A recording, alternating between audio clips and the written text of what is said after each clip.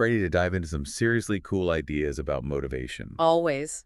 We're taking a deep dive into Steve Chandler's work. Specifically, we've got excerpts from On 100 Ways to Motivate Others with Scott Richardson and The Hands-Off Manager, co-written with Dwayne Black. Sounds good. Both books are about, well, motivating others, but in a business setting. But they get into some pretty unexpected stuff. Oh, I bet. Like what? Well, for starters, can you really motivate someone else? Or does all motivation come from within? That's a big one. It is. And what about leading a team without feeling like you're constantly putting out fires? How do you escape that trap? I've been there. Right. Right. We all have. And how can we use these insights to become more inspiring leaders, even if we don't have some fancy title? That's what I love about these kinds of deep dives. It doesn't matter what your job title is. These questions are relevant to everyone. Totally. Whether you're managing a team at work or just trying to motivate yourself to hit that next goal. Okay, so let's jump right in. 100 Ways to Motivate Others starts off with a pretty bold statement. You can't manage anyone. Whoa, really? What's the point of managers then? Right. It definitely makes you think. But Chandler and Richardson argue that all motivation has to come from within a person. Yeah, you can't force someone to care about their work no matter how much you try to, light a fire under them. Totally. Pep talks only go so far. So what's the alternative? They propose this idea of managing agreements instead of people. Managing agreements. That sounds kind of, formal. I know, right? It Yeah. sounds a bit cold at first, but then when you think about it, instead of nagging someone to be on time, you create a clear agreement about punctuality. Oh, I get it. You're not focused on controlling the person. You're focusing on what you both agreed on. Exactly. It's like shifting from that whole parent-child dynamic to a more adult-to-adult conversation. It's about respect. Totally. And when you both agree on something, there's a built-in sense of accountability. Makes sense. There's a story in the book about Jill, who was a manager pulling her hair out over Harry, an employee who was always late for meetings. Oh no, the chronically late employee. The worst. Jill tried everything.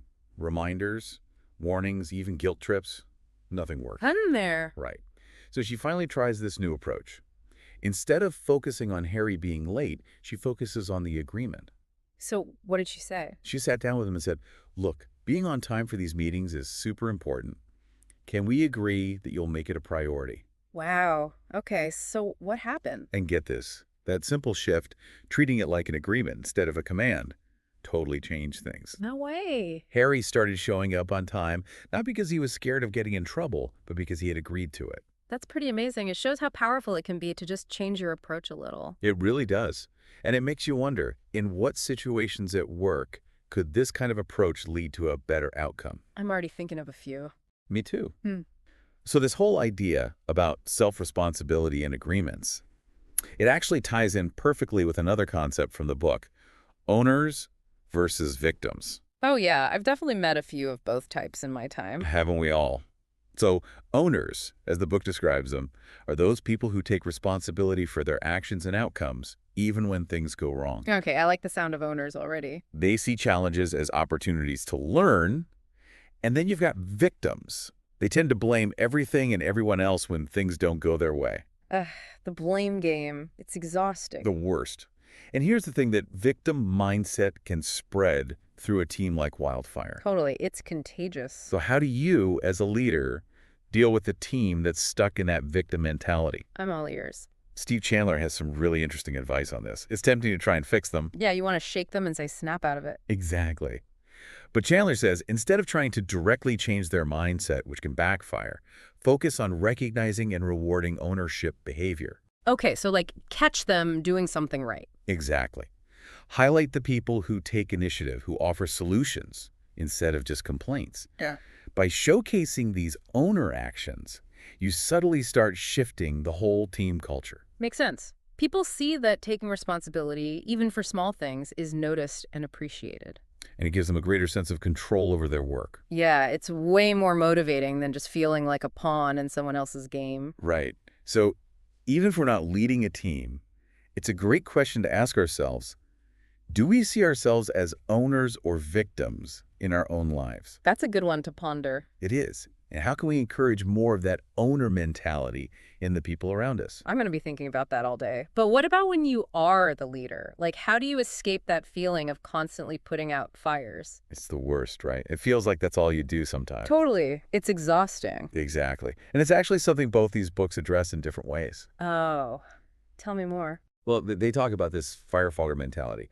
Imagine a manager running around frantically trying to put out every little problem that pops up. Okay, yeah, I've definitely seen that before. They look so busy, but But they're not really leading, are they? exactly. They're just reacting. They use this analogy in one of the books. It's like a firefighter who's always chasing the next alarm, but never has time to, inspect the building for fire hazards or train the team on fire safety. Oh, that's a great analogy. It is.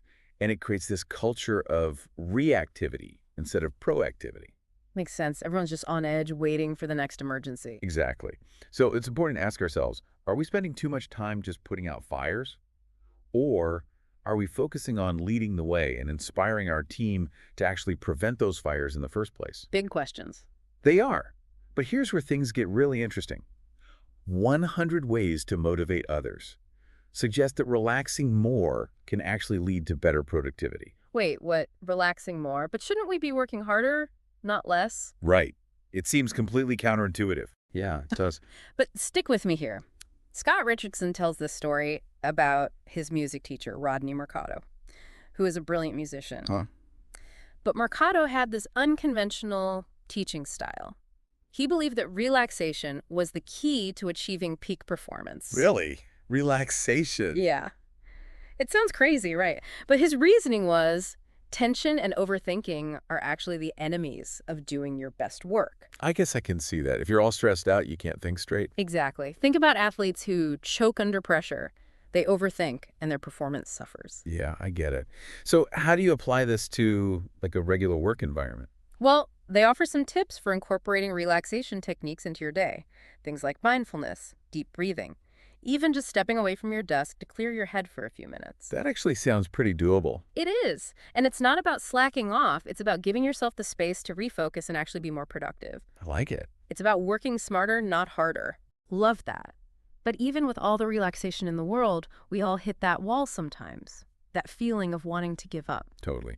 And that's where the book's concept of the quit switch comes in. The quit switch. Yeah, it's basically that mental mechanism we all have that makes us want to throw in the towel when things get tough. Oh, yeah. We all have that little voice in our head that says, it's too hard. Exactly. But the good news is the timing of that quit switch isn't set in stone. Yeah. It's a habit, not a personality trait. So you're saying we can actually change it?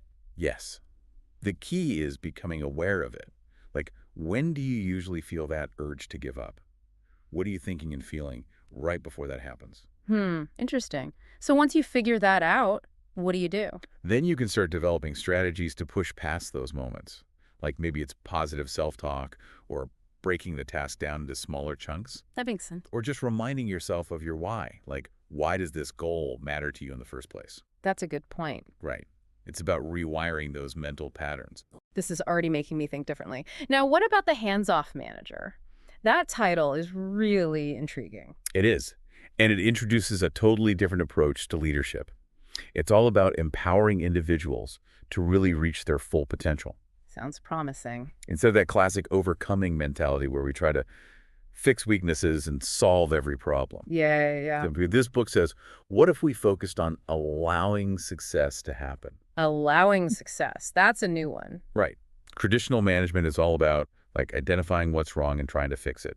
But the hands-off manager flips the script. It's about figuring out people's strengths and creating an environment where they can thrive. Oh, okay. I like where this is going. So there's this story in the book about Glenda, who's a manager, and her employee, Barry, who is just not meeting expectations. Oh, no. Poor Barry. And Glenda, being a good manager, tried everything to fix him, extra training, micromanaging, even offering to mentor him personally.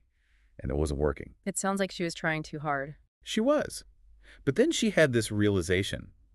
She was so focused on what Barry was doing wrong, she had totally missed his strengths. Oh, I've been there. You get tunnel vision. Right. So she decides to try something radical. She takes her hands off. What? She just gave up on it. No, it's not like she just abandoned him.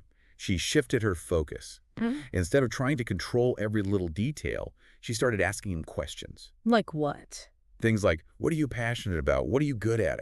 Really tapping into his strengths. Oh, wow, that's smart. Right. And by giving him the space and autonomy to really explore his strengths, Barry actually started to excel. No way. Just from asking a few questions. Amazing, right? It's like that saying, sometimes you need to get out of your own way. That's so true. And I bet it was way more motivating for Barry, too. Exactly. It was like she finally gave him permission to succeed by, well, getting out of the way. I'm starting to see how this hands-off approach could work. It's pretty powerful. And it makes you think, are there times when we've tried to fix someone when maybe a different approach would have been better? That's a good question. I'm definitely going to be thinking about that. Me too. Yeah. And that's really just the tip of the iceberg. There's so much more to unpack in both of these books. Can't wait. You know, it's funny. What really sticks out to me is how much of this comes down to trust. Trusting yourself, trusting the people you work with. Yeah, it's like that foundation of everything. And the hands-off manager really emphasizes that letting go of that need to control everything and everyone. Right. It's not about micromanaging or forcing people into a certain mold. It's more like Well, like what? being a gardener instead of a sculptor. Ooh, I like that. What do you mean? Well, with a sculptor, you're trying to chisel away at the stone to create this perfect form. Okay, yeah. But as a gardener, you're creating the right environment, the soil, the sunlight, the support, and then letting the plant grow into its own unique shape. That's a really cool way to think about it. It is. And it reminds me of this story about Mozart. Oh, I love Mozart. What's the story? So this young composer asks Mozart for advice on writing a symphony. Okay. And Mozart, being Mozart, suggests starting with something a little simpler. Smart. Right. But the young guy's like, but you were writing symphonies when you were a kid. Huh. Good point. So what did Mozart say? Mozart's response was amazing. He said, yes, but I never tried to write a symphony. I simply allowed the music to flow through me. Wow. What a great way to put it. It's like you're not forcing creativity, you're creating the space for it to happen. Exactly. You're not muscling your way through it. You're letting it flow. Right. And I think that applies to leadership, too. It's about trusting that each person has something unique to contribute. And your job as a leader is to help them find that, right? Yes. Yeah. To create the space where those contributions can, shine. So it's not about control. It's about... Empowerment. Yes, that's the word. It makes me think about Glenda and Barry again. At first, she was so focused on what she thought Barry was doing wrong that she didn't see his potential. Oh, yeah, she had her blinders on. Totally. Yeah. But then, when she finally took her hands off, it wasn't about giving up on him or lowering her standards. It was about shifting her approach. Exactly. Instead of telling him exactly what to do, she started asking questions. Oh, so she was still guiding him just in a different way. Yes. Like, what are you excited about in this project? What do you feel most confident in? Where do you need more support? Wow, so she's still involved, But she's giving him the ownership. and trusting him to figure things out. And, I think that's the key to this whole hands-off approach. It's not about abdicating responsibility. It's about creating a culture of ownership and trust. Because when people feel trusted, they want to rise to the occasion. Exactly. But it's not always easy, is it? What do you mean? Well, this whole idea of letting go of control, it requires a pretty big shift in how we think about leadership and in ourselves. Right, you have to be really secure in yourself to be able to step back like that. Yeah, it's about letting go of that need to always be right, to have all the answers. Because the truth is, nobody has all the answers. And the book really emphasizes that this shift from overcoming to allowing, it starts with our inner state as leaders. What does that mean exactly? Well, it's about letting go of judgment. Not just judging other people, but judging ourselves, too. That's a tough one. We're so hard on ourselves. Are we? But here's the thing. Judgment, whether it's directed at ourselves or other people, it just drains our energy. It's exhausting. It is. It creates this tension and this negativity that just kills creativity and innovation. Makes sense. It's like walking around with this dark cloud over your head. Exactly. And the hands-off manager uses this great analogy. It's like checking your baggage at the airport. Okay, I like that. Think about it. You wouldn't want to lug a heavy suitcase around everywhere you go, right? It weighs you down. Totally. You'd check that bag in a heartbeat. Exactly. Well, judgment is like that heavy suitcase. It's emotional baggage that's just dragging us down. So the book encourages us to, check that baggage at the door. So we can travel light. Yes. Let go of those heavy judgments and allow ourselves and our teams to just be free. I love that. Freedom from judgment. It's about creating that psychological safety net where people feel comfortable taking risks, making mistakes and learning from them. Right, because nobody's perfect, and we learn the most from our mistakes anyway. So it's not about suppressing judgment. It's about changing our relationship to it. How do we do that? The book talks about cultivating non-judgmental awareness. Okay, what's that? It's basically noticing those judgmental thoughts when they pop up, Yeah. but instead of getting all caught up in them, Yeah. you just observe them. Like, oh, there's that judgment again. Interesting. So you don't fight it, you just acknowledge it. Right. It's like watching clouds drift by. You see them, but you don't try to control them. That's a good image. And this applies to how we interact with other people, too. Instead of jumping to conclusions or assuming we know the right way to do things. Yeah, we can be quick to judge. Right. We could try to approach each situation with curiosity. Ask questions instead of making statements. Listen to understand instead of listen to judge. Exactly. And this actually takes us back to something we were talking about earlier, from 100 Ways to Motivate Others, the power of asking empowering questions. Oh, yeah, I remember that. So much better than just telling people what to do. It is. It's like instead of giving orders, you're sparking curiosity. Instead of imposing your ideas, you're inviting collaboration. It just creates a much more positive and motivating dynamic. They give a great example in the book about the difference between asking, why is this happening? Which just puts people on the defensive. Yeah, nobody wants to be interrogated. Right. Versus asking, what ideas do you have for addressing this? Ooh, that's good. Right. It empowers them to think creatively and actually contribute to the solution. Love it. It shifts the focus from blame to possibilities. Exactly. And this ties in perfectly with that concept of knowing the score that we talked about earlier. Oh, yeah, knowing where you stand, right? Yes. You can't motivate effectively if you're operating in a fog. Everyone needs a clear understanding of the goals, the metrics, how their individual contributions fit into the bigger picture. Absolutely. Transparency is key. And 100 Ways to Motivate Others has some great tips for tracking progress and communicating it effectively. Like what? One of the simplest but most powerful is celebrating wins, big or small. Oh, I love that. Celebrating the wins. It's so important Yeah. because it reinforces that idea that people's efforts are actually making a difference. And that's incredibly motivating. Totally. It's like, hey, we're doing great things here. Let's keep it up. Exactly. And it subtly shifts the team's energy and attention towards positive outcomes. It's like that saying, what gets rewarded gets repeated. Right. Now, this might sound kind of obvious, but 100 Ways to Motivate Others also highlights the importance of the language we use. Words have so much power. They really do. The book talks about the difference between victim language and owner language. Never heard of that before. Tell me more. So victim language focuses on blame, helplessness, that feeling of being powerless, like this is impossible or nothing ever goes right for me. Ugh, yeah, we've all been there. But that kind of talk is so draining. It is. And it can be contagious, spreading negativity throughout a team. So what's the alternative? Owner language. Hmm.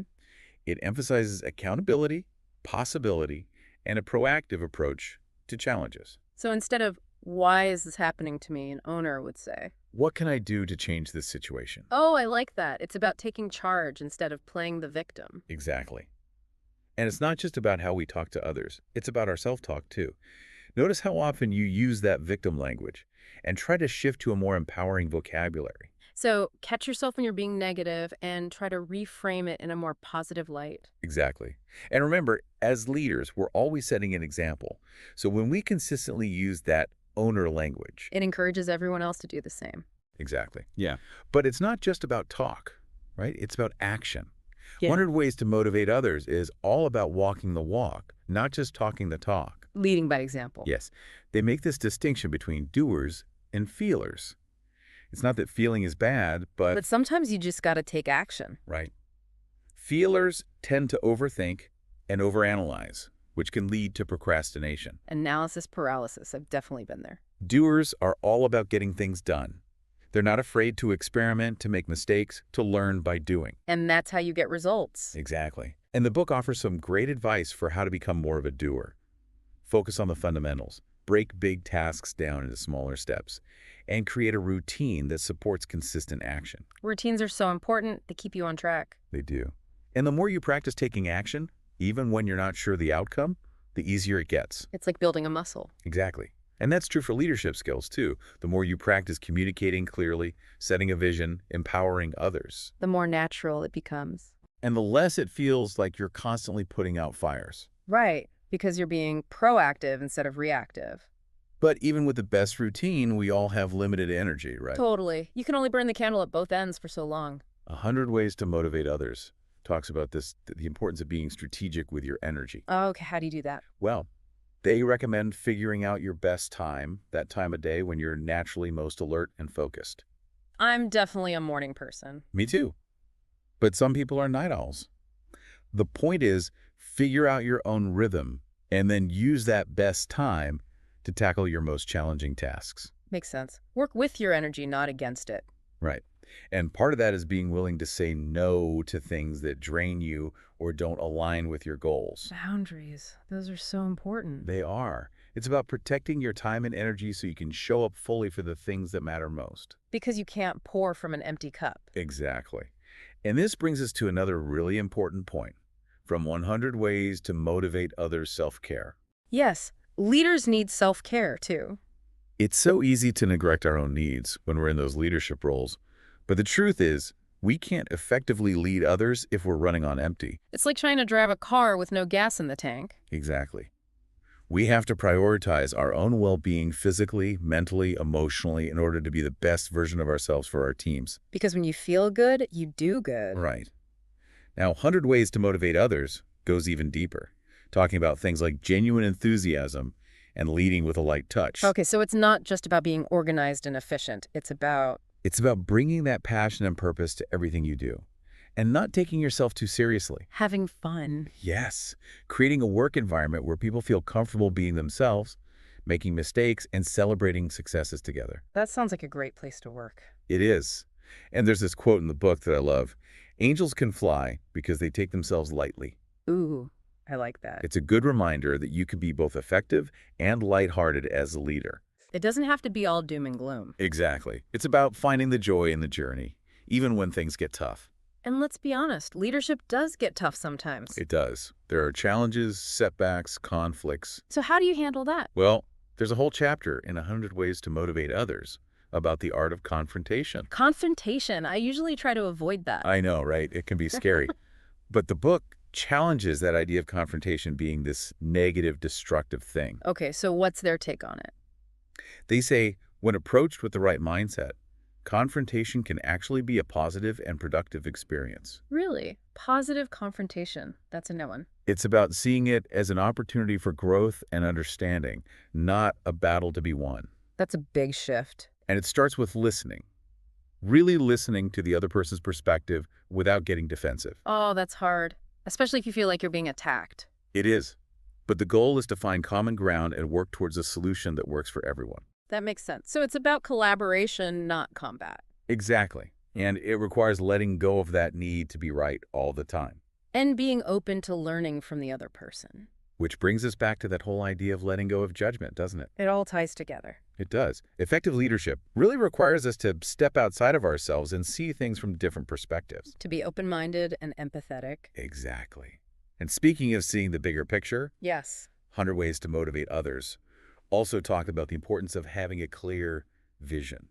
Not just for yourself, but for your team as well. Vision is huge. It gives everyone a sense of purpose and direction. It's the why behind the what. Without it, it's easy to get lost in the day-to-day grind. You just become a taskmaster, checking things off a list. And the book encourages leaders to create a vision that really resonates with their team's values and aspirations. So it's not just about telling people what the vision is, it's about... It's about making it real, making it tangible. And a great way to do that is through storytelling. Oh, I love stories. Me too. And they're so powerful.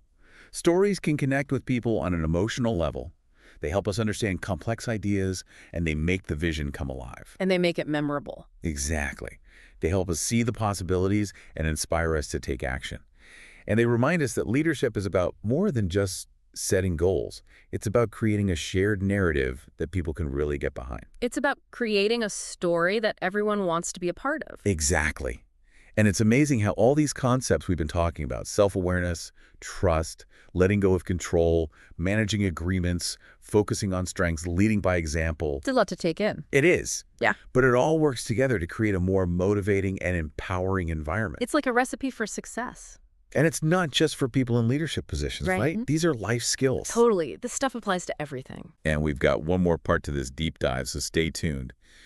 We're going to explore how all of this connects to the bigger picture of personal growth and self-discovery. You know what's really interesting? It's like all this stuff about leadership and motivation, even this hands-off approach, it all comes back to personal growth. It's true. You can't really lead other people effectively if you haven't figured out how to lead yourself first. Like you've got to walk the walk, right? Not just talk the talk. 100 Ways to Motivate Others has a whole chapter about this. It's called Let Them See You Change and Grow. And it's one of the most important messages in the book. It's like actions speak louder than words. If you're asking your team to push themselves and embrace new challenges, you better be doing it too. Exactly. The book says nothing motivates people more than seeing their leader grow and evolve. It's like they get to see the before and after picture of self-improvement. Right. And it doesn't have to be this huge overnight transformation. No. It could be something small, like, starting a new exercise routine or finally learning that skill you've been putting off. The point is to pick something you really want to work on and then commit to it. And don't be afraid to share your journey with your team. Tell them about your struggles, your breakthroughs, the lessons you're learning. Show them that growth is a process. Right. It's not about being perfect. It's about constantly striving to be better. And that's inspiring. Now, the hands-off manager takes this idea of personal growth and connects it to allowing success to happen. Oh, yeah. So it's not about forcing outcomes or micromanaging every little detail. Right. It's about stepping back and trusting the process and trusting yourself. They use this great analogy in the book. It's like checking your baggage at the airport. I remember that one. Imagine you're dragging around this heavy suitcase filled with self-doubt, limiting beliefs, all that mental junk. Ugh, exhausting. The book says, just like you wouldn't want to lug that heavy suitcase onto a plane, you can choose to travel light in life. So let go of the things that are weighing you down. The need to be perfect, the fear of failure, that constant inner critic. Check that baggage. And this applies to leadership, too. When we as leaders can let go of our own need to control everything. To have all the answers. It actually frees up our team members to step into their own power. It's like you're giving them permission to succeed. By getting out of their way. And it goes back to that idea of managing agreements instead of people, doesn't it? Totally. It's about treating people like adults who are capable of making their own decisions. It's about collaboration and trust, not control and micromanagement. And it all starts with our own personal growth. Right. It's like all these things we've been talking about: self-awareness, trust, letting go of control, managing agreements, focusing on strengths. It all fits together. Like pieces of a puzzle. And when you put all the pieces together, you get this amazing picture of what effective leadership really looks like. And it's not just about leading a team at work, is it? Nope. These are life skills. This deep dive has been such a great reminder of that. I've loved exploring these ideas with you. It's amazing how even complex topics like leadership and motivation. They really come down to a few simple but powerful principles. Exactly. And the journey doesn't end here. There's so much more we can learn from these books and from each other. So true. It's a lifelong process of learning and growing. So for everyone listening, I encourage you to keep exploring these ideas, experimenting with these strategies, and becoming the best leader and the best version of yourself that you can be. Because leadership isn't about a title, it's about a mindset. And it's a journey we're all on together. Thanks for joining us on this deep dive into the world of motivation and leadership. We'll see you next time.